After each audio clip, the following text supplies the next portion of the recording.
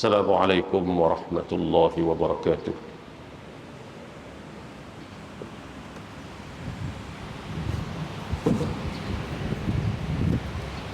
Allahu Akbar,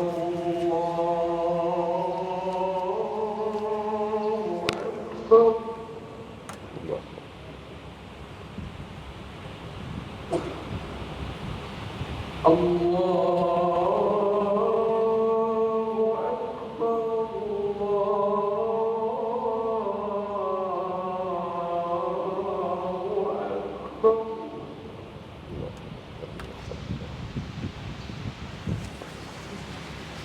أشهد أن لا إله إلا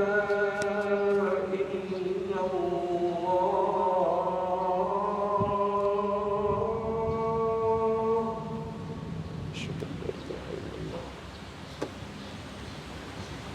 أشهد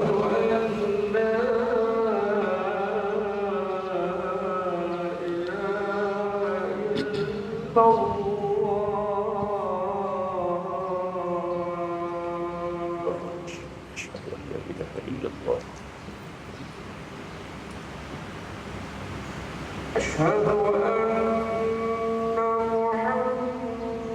محمدًا رسول الله.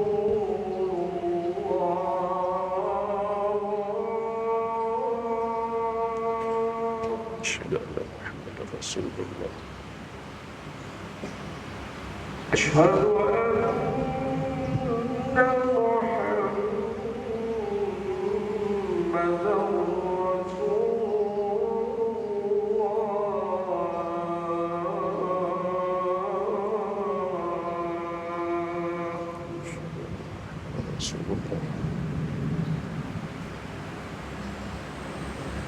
حي على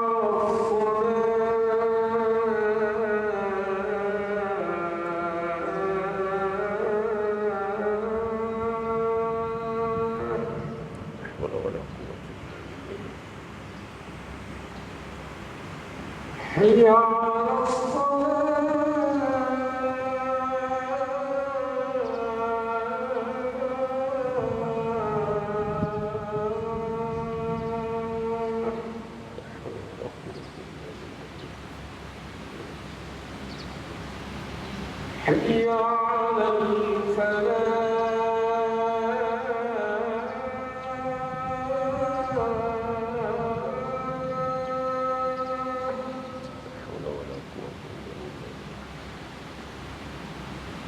حي على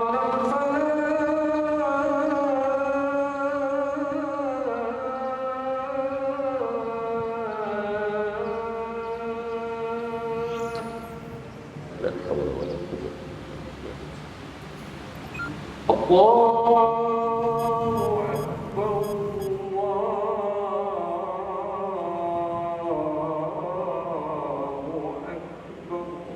الله أكبر، الله أكبر، لا إله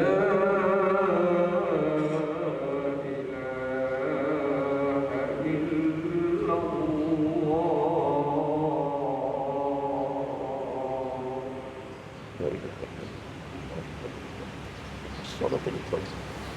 سيدنا محمد المسلمة ولفتنا ورسوله ومقرنا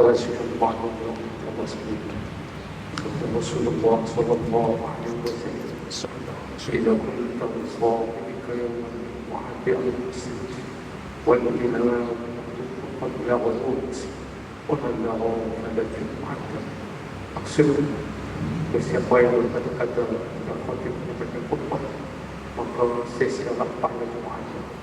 Itu tidak sempurna Jumaatnya. Oleh itu dengan alhamdulillah yang ibadat pelajaran daripada khutbah yang bakal disampaikan, mudah-mudahan kita semua termasuk kalangan orang-orang yang mendapat rahmat di sisi Allah, insyaAllah.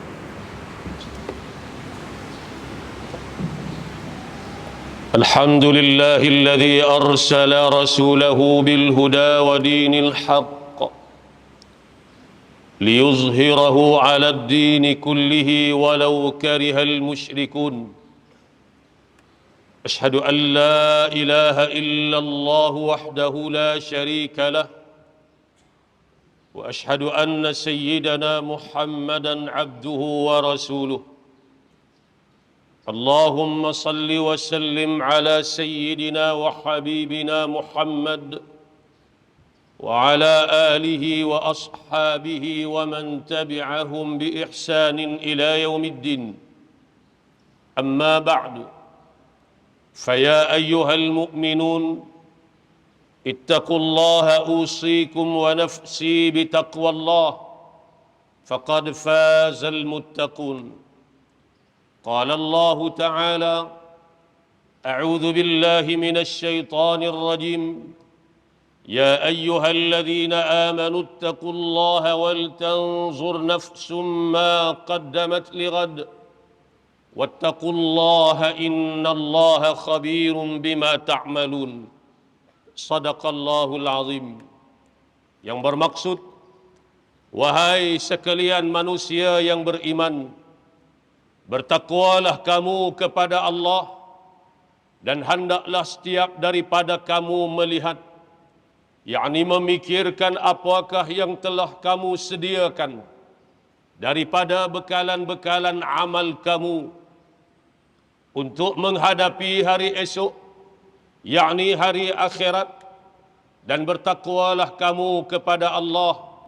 Sesungguhnya Allah amat mengetahui akan apa yang kamu kerjakan. Saudara-saudaraku sidang Jumaat yang dikasihi, peristiwa Hijratul Rasul benar-benar membuka lembaran baru buat dakwah dan perjuangan Islam. Allah Subhanahu wa Ta'ala telah mempersiapkan satu tapak untuk Islam bertapak dan berkembang, yang kemudian akhirnya berjaya menguasai alam seluruhnya. Kejayaan yang dicapai oleh baginda Nabi sallallahu alaihi wasallam ini bukan melalui jalan yang mudah. Selama hampir 13 tahun baginda dan para sahabat berdakwah dan berjuang di kota Makkah. Namun hanya sebilangan kecil sahaja yang beriman. Baginda dan para sahabat berdepan dengan celaan, berdepan dengan cercaan, berdepan dengan makian, berdepan dengan tuhmahan dan pelbagai ancaman daripada pembesar-pembesar Quraisy Makkah yang sememangnya tidak suka dengan dakwah baginda dan para sahabat. Ini semua secara tidak langsung memberi pengajaran kepada kita bahawa perjuangan untuk menegakkan kebenaran bukanlah sesuatu yang mudah. Pelbagai rintangan dan halangan menanti buat mereka yang berjuang untuk menegakkan kebenaran. Namun apa yang pasti adalah akan ada pertolongan daripada Allah Subhanahu wa Ta'ala seandainya perjuangan kita adalah untuk agamanya. Firman Allah Subhanahu wa Ta'ala, A'udzu billahi minasy syaithanir rajim. Am hasibtum an tadkhulul jannata wa lamma ya'tikum mathalul ladzina khalau min qablikum massathumul ba'sa'u wad-dharra' وَزُلْزِلُوا حَتَّى يَقُولَ الرَّسُولُ وَالَّذِينَ آمَنُوا مَعَهُ مَتَى نَصْرُ اللَّهِ أَلَا إِنَّ نَصْرَ اللَّهِ قَرِيبٌ. Sadaqallahul azim.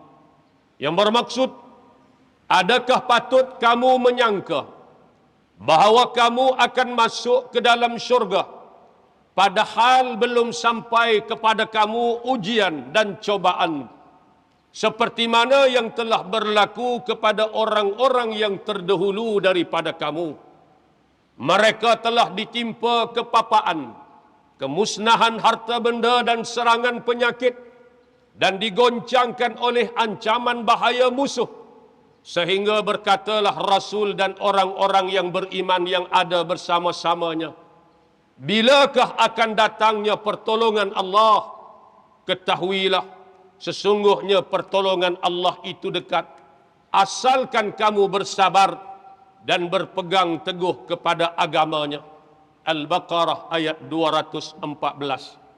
Saudara-saudaraku sidang Jumaat yang dikasihi, sakit, geram, marah, segalanya terbuku di dalam hati kita semua semestinya.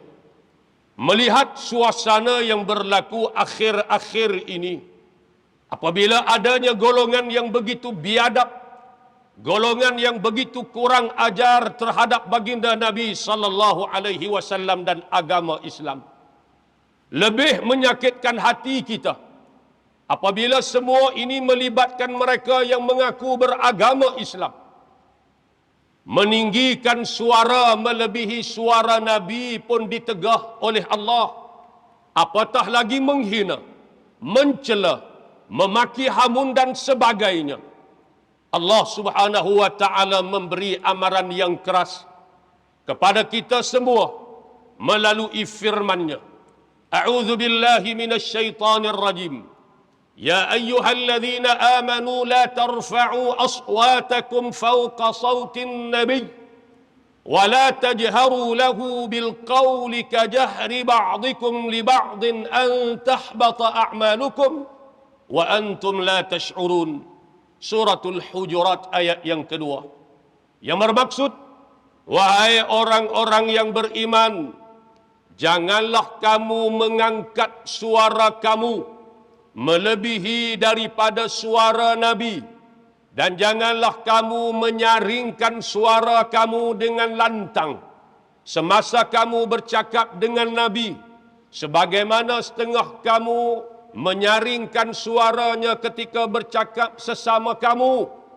Larangan yang demikian supaya amal-amal kamu tidak dihapuskan pahalanya, sedangkan kamu tidak menyedarinya. Melalui ayat ini, Allah Subhanahu wa taala mengajar kepada kita semua supaya kita memuliakan baginda Nabi dan menghormati baginda. Ini adalah merupakan suatu perintah yang wajib ke atas kita semua. Kita disuruh merendahkan suara dan jangan meninggikan suara terhadap baginda, dan jangan memanggil baginda dengan namanya sahaja, walaupun setelah kewafatan baginda Nabi sallallahu alaihi wasallam. Perbuatan meninggikan suara di hadapan Nabi atau memanggil baginda dengan namanya sahaja dibimbangi akan menghilangkan pahala amal yang telah kita lakukan tanpa kita sedari. Syekh Al-Maraghi rahimahullah berkata di dalam tafsirnya, menyakiti Rasulullah sallallahu alaihi wasallam selepas kewafatannya adalah sama seperti menyakitinya semasa hidupnya. Saudara-saudaraku sidang Jumaat yang dikasihi, para ulama sejak sekian lama dahulu telah memberi pandangan mereka tentang hukuman terhadap penghina-penghina Nabi sallallahu alaihi wasallam.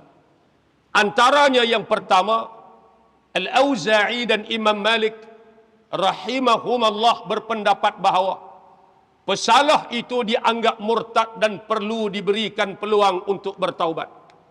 Pandangan yang kedua, Imam Ibnul Munzir rahimahullah telah menukilkan bahawa secara sepakat ulama bahawa sesiapa sahaja yang mencela Nabi Muhammad sallallahu alaihi wasallam secara nyata, maka dia wajib dibunuh. Yang ketiga, Abu Bakar Al-Farisi rahimahullah, yang merupakan salah seorang ulama yang bermazhab Syafi'i, berkata, barang siapa yang menghina Nabi seperti menuduh Nabi secara nyata, wajib dia dihukum kafir dengan sepakat ulama. Sekalipun dia bertaubat, tetap tidak akan gugur hukuman bunuh yang telah ditetapkan ke atasnya. Tuan-tuan boleh rujuk dalam kitab Fathul Bari pada jilid yang ke-12 pada muka surat 348 oleh Imam Ibnu Hajar Al-Asqalani. Yang keempat, Imam Ahmad bin Hanbal rahimahullah pula berkata, aku mendengar Abu Abdullah berkata, barang siapa yang mencerca Nabi atau menjatuhkan maruah baginda, sama ada orang Islam atau bukan Islam, maka mereka hendaklah dibunuh. Aku berpendapat bahawa dia perlu dibunuh tanpa perlu disuruh untuk bertaubat. Dan Imam Al-Khattabi rahimahullah pula berkata, aku tidak tahu mana-mana ulama Islam yang berbeza pandangan mengenai wajib membunuh orang yang mencerca Nabi sallallahu alaihi wasallam. Saudara-saudaraku sidang Jumaat yang dikasihi, berdasarkan kepada kenyataan di atas, jelas kepada kita bahawa betapa beratnya hukuman dan balasan kepada mereka yang menghina, mencaci dan menjatuhkan maruah Nabi dan juga para Nabi yang lain.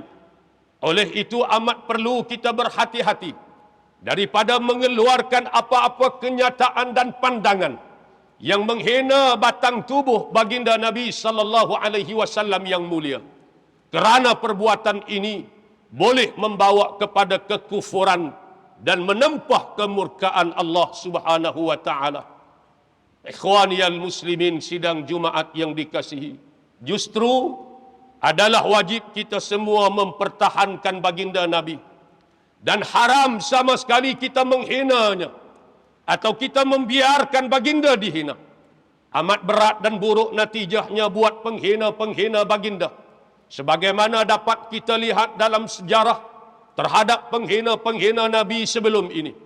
Allah Subhanahu wa taala memberi ancaman yang tegas melalui firman-Nya, a'udzu billahi minasyaitonir rajim, innal ladzina yu'dzuna Allah wa rasulahu la'anahumullahu fid dunya wal akhirah wa a'adda lahum 'adzaban muhina. Sadaqallahul azim. Yang bermaksud, sesungguhnya orang-orang yang menyakiti Allah, sesungguhnya orang-orang yang menyakiti Rasul-Nya, Allah akan melaknatnya di dunia dan juga di akhirat. Dan Allah mempersiapkan azab yang amat menghinakan bagi mereka. Surah Al-Ahzab ayat yang ke-57. Barakallahu li wa lakum bil Qur'anil azim. Wa nafa'ani wa iyyakum bima fihi minal ayati wal zikril hakim. Wa taqabbala minni wa minkum tilawatah. Innahu huwas sami'ul alim. أقول قولي هذا وأستغفر الله العظيم لي ولكم ولسائر المسلمين والمسلمات والمؤمنين والمؤمنات فاستغفروه فيا فوز المستغفرين ويا نجاة التائبين.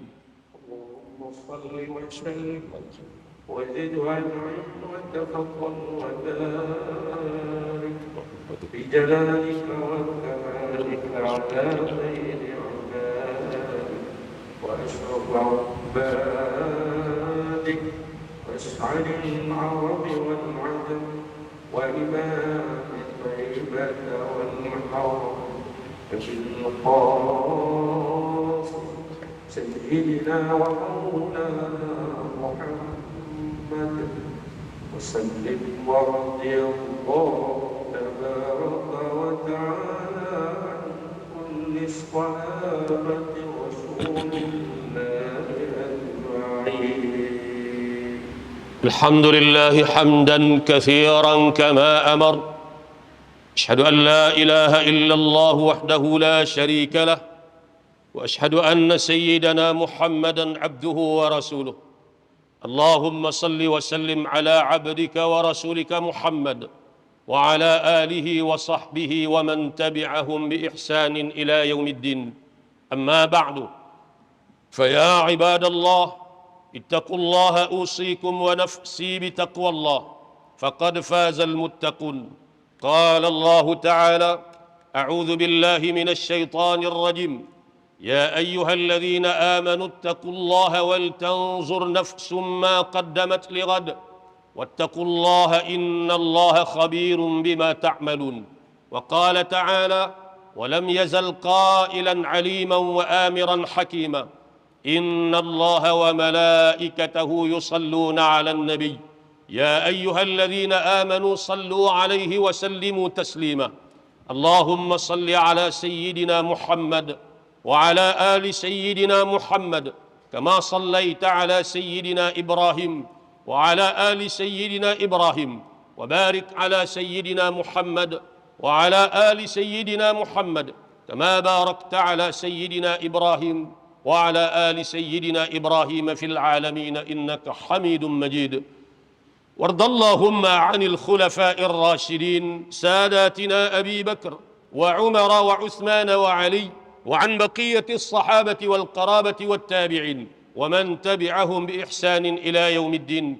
اللهم اغفر للمسلمين والمسلمات والمؤمنين والمؤمنات الأحياء منهم والأموات، إنك سميع قريب مجيب الدعوات ويا قاضي الحاجات.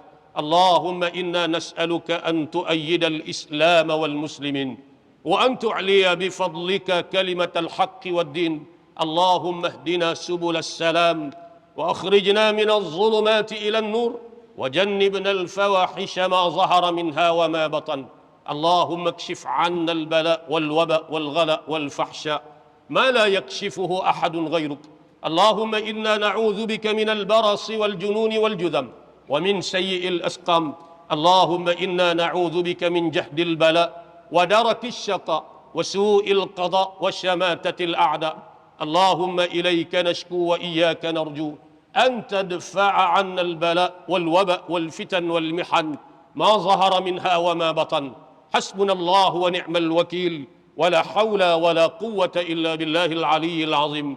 وأن تشمل بعنايتك وتوفيقك مولانا الملك الأمين الكريم توانكو السلطان صالح الدين ابن المرحوم سلطان بدليشة، وولي عهده سمو الأمير تنكو شرف الدين بدليشة ابن السلطان صالح الدين. ربنا هب لنا من أزواجنا وذرياتنا قرة أعين واجعلنا للمتقين إماما. ربنا آتنا في الدنيا حسنة وفي الآخرة حسنة وقنا عذاب النار. عباد الله، إن الله يأمر بالعدل والإحسان وإيتاء ذي القربى وينهى عن الفحشاء والمنكر والبغي يعظكم لعلكم تذكرون.